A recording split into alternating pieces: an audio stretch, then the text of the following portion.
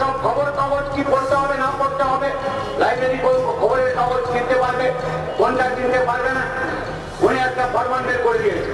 আজকে হাইকোর্ট বলেছেন 15 দিনের মধ্যে ওই রায় ফেরত দিয়ে নতুন রায় নতুন আপনি সার্কুলার দিন। আর যদি 15 দিনের মধ্যে সরকার না পারে, কোর্ট থেকে আমরা ওই অর্ডার ক্যান্সেল করে দেবো, বাতিল করে দেবো।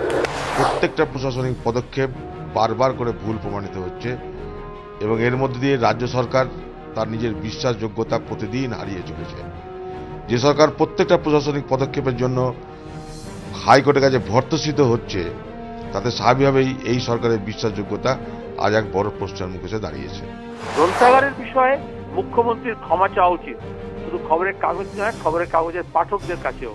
কারণ তিনি জোর গলায় বলেছিলেন গ্রন্থাগার বিভাগ, করিম চৌধুরীর দপ্তর যখন এই একেবারে দলীয় সংকীর্ণ রাজনীতি এবং চিট ফান্ডের দ্বারা অনুপ্রাণিত হয়ে কোন কোন কাগজ রাখবে এবং কোন কোন কাগজ রাখবে না সেটা যখন বিজ্ঞপ্তি জাহির করে, সবাই ভেবেছিলেন পরিবর্তনের মুখ্যমন্ত্রী মমতা ব্যানার্জি অন্তত বলবেন এটা ঠিক হয়নি, ভুল হয়েছে এবং শুধরে নেওয়া হবে। কিন্তু এটা হাইকোর্টে মামলা চললো এবং এখন হাইকোর্ট বলেছে এখন রাজ্য সরকার কখনো একচোখা হতে পারে না, এটা গণতন্ত্রের পক্ষে ক্ষতিকর, এটা ব্যক্তি স্বাধীনতার পক্ষে ক্ষতিকর।